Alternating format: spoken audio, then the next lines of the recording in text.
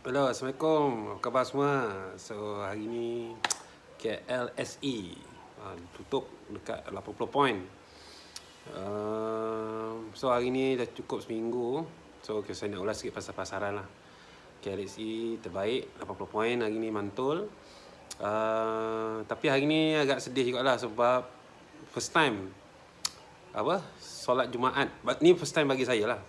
Sepanjang saya hidup tak pernah lagi rasanya semayang Jumaat bukan dibatalkan, tak ada dekat masjid secara nationwide.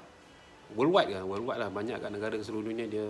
Mana yang negara-negara yang berkaitan yang terkesan dengan COVID-19 ni ditutup. First time tu semayang hari Jumaat tak boleh pergi masjid.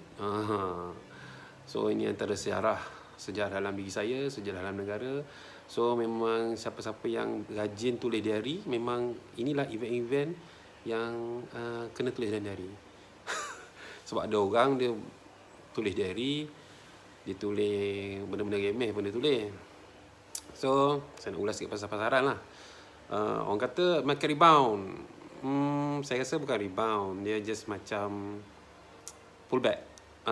Bukan waktu bullish dia pullback je, masa downtrend pun ada pullback. Maknanya downtrend, pullback. Dia macam pullback ke atas. Ini macam dia punya trend pullback, and then continuation balik ke bawah. Sebab apa dia berlaku macam ni? Sebab indeks ni, saya cerita pasal indeks lah. Sebab indeks tu, kalau siapa yang tengok dekat posting saya sebelum ni pagi tadi, petang tadi, tengah pagi tadi, yang latest lah, saya dia tunjukkan graf, betul-betul dia singgah dekat satu line tu, 1-2 apa dah, and then dia naik balik. So saya budget dia untuk minggu depan akan ada lagi satu wave jualan lah. Tak tahulah hari Khamis ke hari Rabu ke. Kenapa kenapa hari ni boleh banyak sangat naik? Orang tanya, kenapa hari ni sangat baik? Adakah market reverse? Bagi saya, kalau saya seller, katalah saya ada 10 juta saham nak kena jual sebab margin call lah, sebab memang kita nak cash, saya takkan jual 10 juta on the same day. Saya akan jual secara staggered. Tak kisahlah, katalah saya ada saham tertentu, saya akan jual. Bila naik saya tu hold, tunggu sekejap, dan jual balik. Dan orang ramai tak tahu saya ada berapa lagi nak kena jual. So benda ni bila dia melantun ni, saya senyum lah, sebab saya boleh jual dekat harga yang harga menarik lah. Maknanya pada hari semalam saya dah stop jual. Sebab tu semalam orang tanya, saya tengok market agak pelik sikit lah, kenapa volume kurang sikit, ada macam exhausted sikit. So hari ni lah dia punya kesan dia, dan buyer masuk. Buyer ni dia panggil bagian hunting lah. Contoh kalau yang baru-baru masuk ataupun ada satu dana allocation, dia nak beli dekat harga apa, dia takkan beli pada harga, dia akan beli juga pada momentum jatuh, tapi dia akan tadah. Sebab kebanyakan sekarang orang dah nampak, dah pandai tengok chart, so dia akan tunggu certain level lah. So dia tengok dekat support ni, dia kata beli sikit dekat support ni, beli sikit dekat support ni, kalau break hold dulu. So ramai yang tadah dekat betul-betul bottom, kat bawah 1300 tu. So dia tadah situ, dia buy ramai. Maknanya ramai orang perhati dekat area-area support yang pada hari Khamis tu. Memang ramai perhati, maknanya it's time to buy. So memang betul pun ramai yang beli. Seller pun juga, dah sampai ke support area, so kita stop jual. Sebab kalau ikutkan rules of trading, yang trade CFD lah, yang trade FCPO, yang boleh short and long, dia tak akan jual pada support, dia akan jual pada resistance. Sama dengan buy, dia tak akan buy atau long pada resistance, dia akan buy on support. So bila dah sampai support, seller akan stop buy. Seller akan stop sell. Dia bagi chance buyer masuk. Sebab bila buyer masuk, bagi naik harga tinggi sikit, secara logiknya dia akan dapat jual pada harga yang menarik lah. So hati-hati tu, yang mana menganggap buy tu, katalah ada untung sikit pada hari Senin, untuk trading memang kena jual lah. Kalau tak, jadi long term investment. Kalau saham tu okey, pegang lah. So adakah sesuai untuk investor, dia akan buy bila masa, bila dah minat sesuatu counter, what price is this, akan belilah. Contoh macam sekarang hand sanitizer, dah jadi keperluan. Whatever price is this, orang beli. Macam tu lah kadang saham. Kalau kita dah suka sangat, kita perlukan sangat saham tu, itu mindset investor. Dia tak kisah, dia terus buy saja.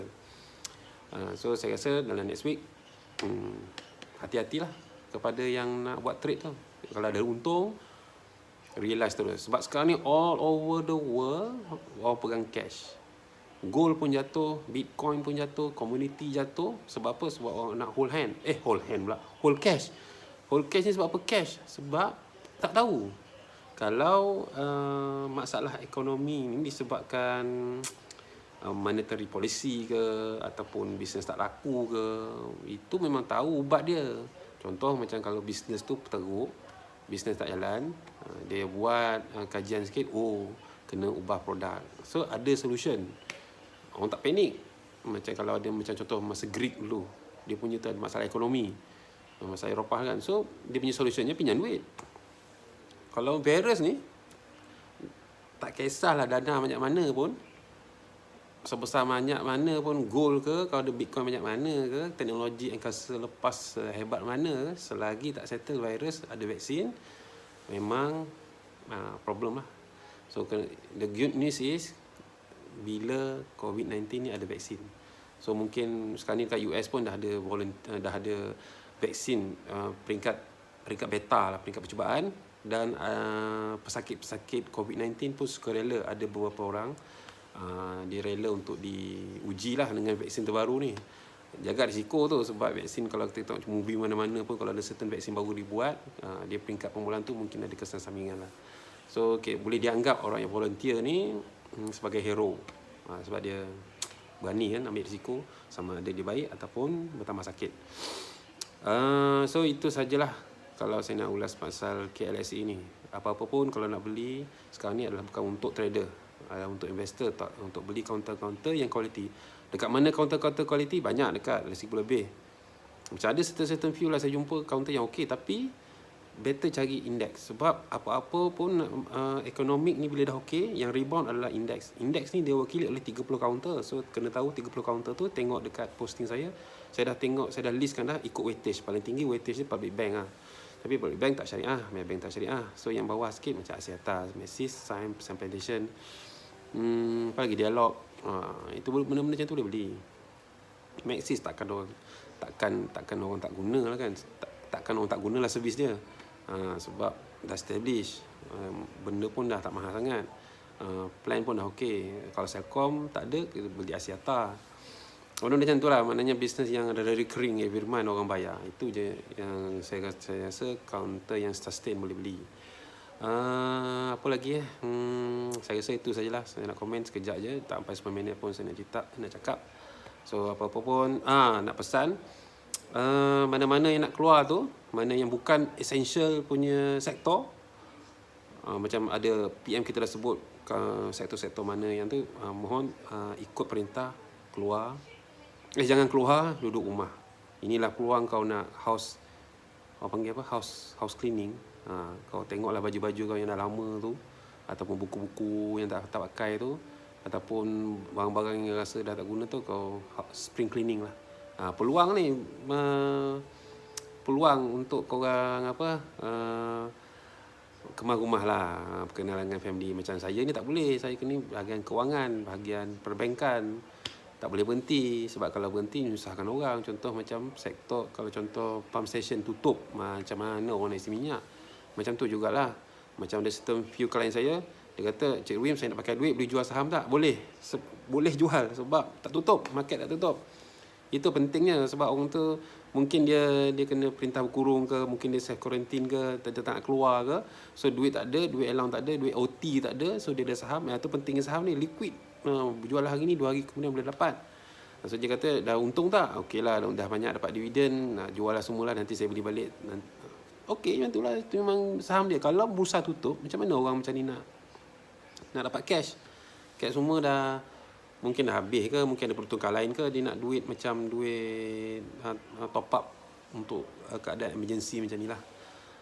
So kita orang tak boleh nak stop kerja, kena betul kerja. So next initiative yang company buat untuk menjaga staff-staff ni, dia buat alternatif untuk work from home lah. So dengan keadaan sekarang yang saya tak boleh keluar, dealer-dealer tak boleh keluar, advisor tak boleh keluar, so company selesa untuk bagi akses yang sangat private kepada kita orang untuk bekerja di rumah. Saya pun tak boleh buat sistem ni keluar, takut orang nampak detail-detail klien.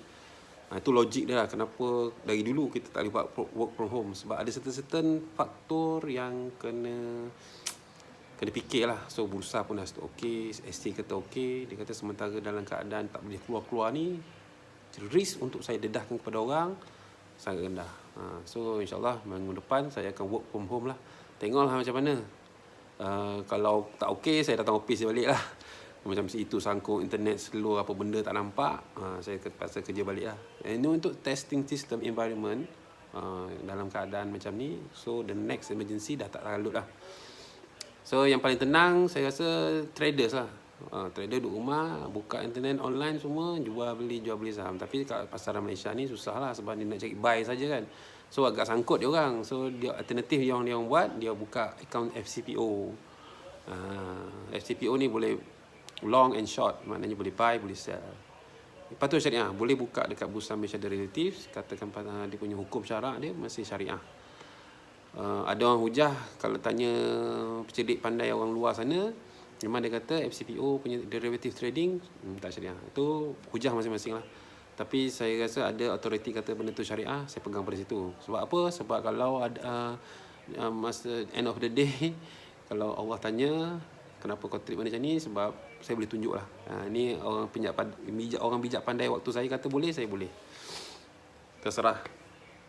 So siapa-siapa yang berminat nak beli saham sekarang boleh. Tapi sekarang ni dah most broker dia dah tak bagi opening new account, sebab kita ada 1 meter distance kan. Nak isi orang, takut pen pun tercemar, nak salam terbatuk, terbersin.